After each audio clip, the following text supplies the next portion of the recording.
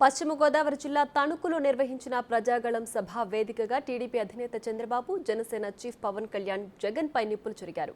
జగన్ చేసిన విధ్వంసానికి రాష్ట్రం వెంటిలేటర్ పై ఉందని విమర్శలు గుప్పించారు.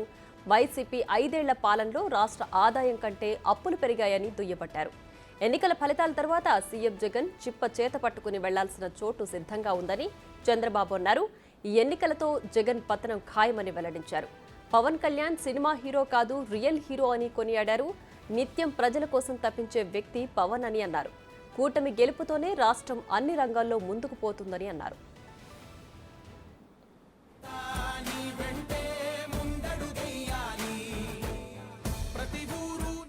తణుకు సభ సాక్షిగా చెప్తున్నా, సైకిల్ స్పీడ్కు ఇంకా తిరుగులేదు. గ్లాస్ జోరుకు ఎదురు లేదు.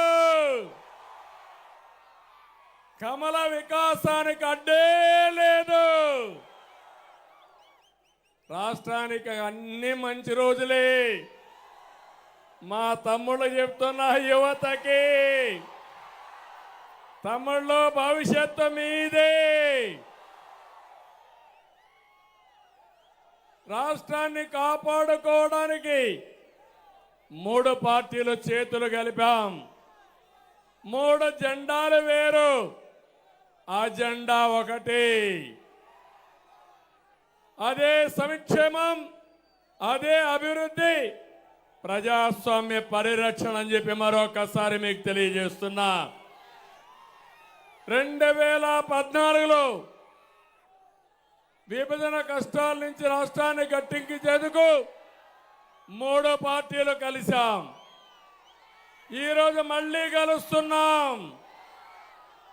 జగన్ కబంధ హస్తాల నుంచి రాష్ట్రాన్ని కాపాడుకోవడానికి సిద్ధమా తమ్ముళ్ళు అని మిమ్మల్ని అడుగుతున్నా. కలిసింది మామూలు వ్యక్తులు కాదు. అనుభవం నేను, తపనున్న పవన్ కళ్యాణ్ గారు,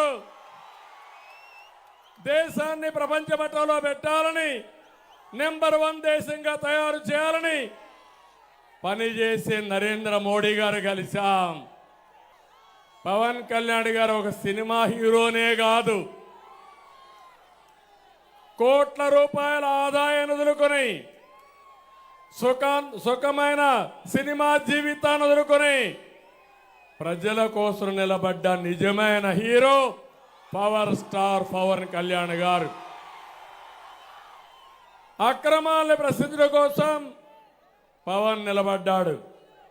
ప్రజల తరపున గళం వినిపించడం కోసం, ప్రశ్నించడం కోసం నిలబడిన పవన్ కళ్యాణ్ గారిని అభినందించమని మిమ్మల్ని అందరినీ కోరుతున్నా.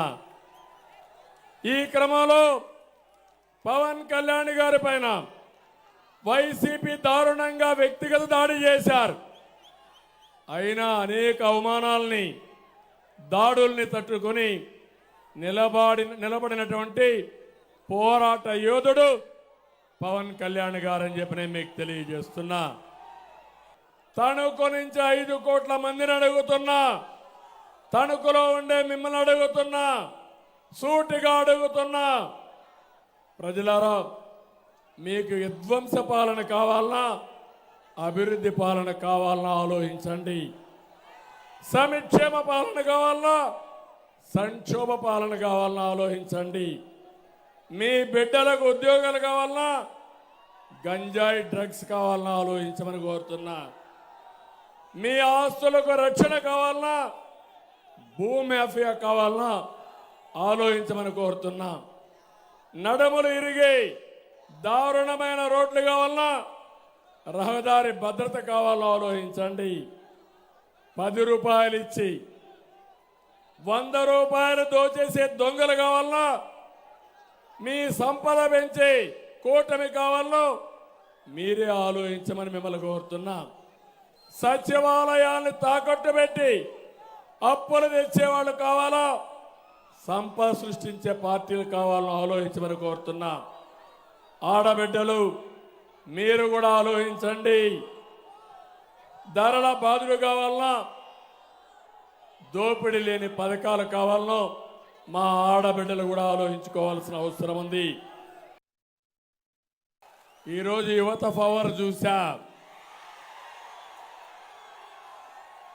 ఈ యువత పవర్ చూస్తే మీరు గాని కన్నెర్ర చేస్తే జగన్మోహన్ రెడ్డి ఎక్కడికి పారిపోతాడు? ఎక్కడికి పారిపోతాడు? లండన్కు పారిపోతాడు. మీరు కన్నెర్ర చేస్తే ఎక్కడికి పోతాడు? మా తమ్ముడు చెప్తున్నాడు, చేతుల్లో చెప్పబట్టుకొని ఎక్కడికి పోతాడో ఇప్పుడే నేను చెప్పను. అది చేసి చూపిస్తాం. నేను పవర్ స్టార్ పవన్ కళ్యాణ్ గారు.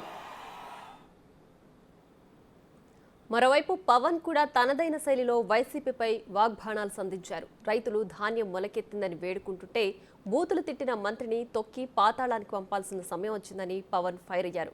సివిల్ సప్లైస్ మంత్రి ఆయన కుమారుడి అరాచకాలతో ప్రజలు అవస్థలు పడుతున్నారని ఆరోపించారు.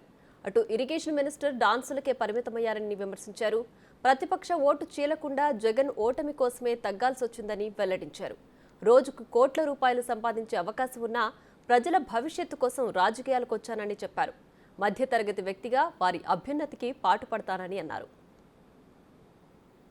మీరు బాగుండాలని చెప్పి మీకు ఈ వ్యక్తి నేను నా నోట్లోంచి ఉచ్చరించేంత స్థాయి కూడా లేదు ఈ సివిల్ సప్లైస్ మంత్రికి. ఇలాంటి మంత్రుల్ని, ఇలాంటి అభ్యర్థుల్ని, ఇలాంటి రాజకీయాల్లోంచి తన్ని తగలేసేయాలి బయటికి. గోస్తని నదిలో కలిపేయాలి ఇలాంటి వ్యక్తుల్ని. ఎంత అలుసు నీకు, ఎంత పొగరు నీకు, ఎంత అహంకారం నీకు, ఎంత దురహంకారం నీకు. రైతు ఏడుస్తా ధాన్యానికి మొలకలు వచ్చినాయి అంటే నువ్వు బూతులు తిడతావా? నీ అహంకారాన్ని నేల కింద రాచే రోజులు వస్తున్నాయి, మర్చిపోకు. నేను ఓట్ల కోసం కానీ నేను ప్రజలు బాగుండాలని ఆకాంక్షించేవాడిని. 25 సంవత్సరాలు రోజుకి కోట్లు తీసుకోగలిగే సత్తా ఉన్నవాడిని. ఇవన్నీ పక్కన పెట్టి ఒక సమూహం కావాలి. ఒక నదికి, ఒక దేశానికి ఒక నది చాలదు, ఒక దేహానికి ఒక రక్తనాళం సరిపోదు. అలాంటి 5 కోట్ల మంది ప్రజలకి ఒకళ్ళిద్దరు నాయకులు సరిపోరు. 3 పార్టీల బలమైన నాయకత్వం కావాలి. కేంద్ర నాయకత్వం సహాయ సహకారాలు ఉండాలి. చంద్రబాబు గారి అనుభవం కావాలి. మన జన సైనికుల వాడి జోడి మన బలంగా ముందుకు తీసుకెళ్ళగలిగే పోరాట శక్తి కావాలి. ఆ పోలవరం ప్రాజెక్ట్ ఇరిగేషన్ ముఖ్యమంత్రి డ్యాన్సులు చేస్తూ ఉన్నాడు. ఓలమ్మి తిక్కరేగిందా, ఒళ్ళంతా తిమ్మిరెక్కిందా అని చెప్పి ఇలాంటి పాటలకి డ్యాన్స్ ప్రాక్టీస్ చేస్తూ ఉంటాడు. రీహాబిలిటేషన్ ఏమైంది, పునరావాసం కల్పించారా లేదా అంటే అబ్బని తెయ్యని దబ్బా ఎంత కమ్మగా ఉందరా అబ్బా అని చెప్పి అతను దాని మీద డ్యాన్స్ ప్రాక్టీసులు చేస్తూ ఉంటాడు. మనకి మంత్రులు బూతులు తిట్టేవాళ్ళు, ఇక్కడ మంత్రిలాగా దాడులు చేసేవాళ్ళు, డ్యాన్సులు చేసేవాళ్ళు వైసీపీ క్యాబినెట్లో ఉన్నారు. ఇంతమంది ఈరోజు నేను మీకోసం చప్పట్లు కొట్టించుకోవడానికి రాలేదు. మీకోసం మేమందరం నిలబడటానికి వచ్చాం. ఇక్కడికి తగ్గాం మేము. చంద్రబాబు గారు తగ్గారు. ఒక బలమైన వ్యవస్థాపక బలం ఉండి కూడా ఆయన తగ్గారు. జగన్ క్లాస్ వార్ అని మాట్లాడతాడు. క్లాస్ వార్ అంటే అర్థం ఏంటి? డబ్బున్నాడు పేదవాడిని దోచుకు తింటాం, డబ్బున్నవాడు కష్టపడేవాడిని దోచుకు తింటాం. 70,000 పోలీస్ కుటుంబాలకి, 1 కాదు 2 కాదు 70,000 పోలీస్ కుటుంబాలకి టీఏలు డిఏలు సరెండర్ లీవ్స్ ఈ రోజు వరకు ఇవ్వలేదు. దీని మీద ఒక్కడు స్పందించడు. పోలీసుల శ్రమశక్తిని కూడా దోపిడీ చేసేవాడు జగన్. ఇలాంటి వ్యక్తి ఇంకొకసారి అవకాశం ఇస్తే మీరు ఏం జరుగుతుందో మీరు ఆలోచించండి. మేము రోడ్ల మీదకి వచ్చి కొట్లాడాల్సి వస్తుంది. మీ భవిష్యత్తు కోసం ఉన్న ఇక్కడ మంత్రిని చూశారు, సివిల్ సప్లైస్ మంత్రినే. కొడుకు ఒకవైపు, అతను అనుచరులు ఒకవైపు, కనీసం వాళ్ళ దోచుకున్న సొమ్ముతోటి కనీసం ఇక్కడ పరిశ్రమలు కూడా పెట్టలా. ఎక్కడో తెలంగాణలో బాలానగర్లో ఇక్కడ కూర్చొని స్టీల్ ఫ్యాక్టరీలు పెట్టుకున్నారు. అక్కడికి వెళ్ళి ఇక్కడ దోచేసిన డబ్బుతోటి, ఇక్కడ టీడీఆర్ బాండ్లతోటి దోచేసిన డబ్బుతోటి వెళ్ళి తెలంగాణ హైదరాబాద్లో బాలానగర్లో ఫ్యాక్టరీలు పెట్టుకున్నారు. కనీసం అవినీతి డబ్బుతోటి కనీసం ఇక్కడ పరిశ్రమలు పెట్టినా కానీ కొద్దిమంది కనీసం ఉపాధి అవకాశాలను వచ్చి వాడు కనీసం ఆ జ్ఞానం కూడా లేదు ఆ మనుషులకి. ఇది మీరు చాలా ఆలోచించి నిర్ణయం తీసుకోండి. జగన్ అనే వ్యక్తి ఎంత దోపిడీ చేస్తున్నాడో మనందరికీ తెలుసు.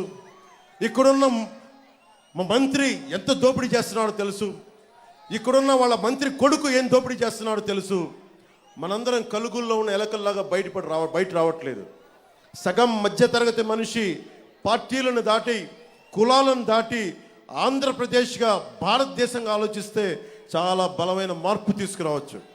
ఒక మధ్యతరగతి మనిషి కడుపు మంట వచ్చి కోపం వచ్చి బయటకు వచ్చి నిలబడితే అది జనసేన అవుతుంది. అది ఎందుకంటే నేను ఎందుకు చెప్తున్నాను ఈ మాట అంటే, నేను సగటు మధ్యతరగతి మనుషులు ఎట్లా ఉంటాడో నేను అలాగే పెరిగాను. ఈరోజు ఎంత డబ్బున్నా కానీ నా మధ్యతరగతి మనస్తత్వాన్ని నేను పోగొట్టుకోదలుచుకోలేదు. ఆ మధ్యతరగతి మనిషే ఈ రోజున కూర్చొని ఓటు చీలకూడదు, అందరం కలిపి ఉండాలని చెప్పి సగటు మధ్యతరగతి మనిషి ఆకాంక్ష ఆశయమే ఈ రోజున జనసేన ముందుకు తీసుకొచ్చింది.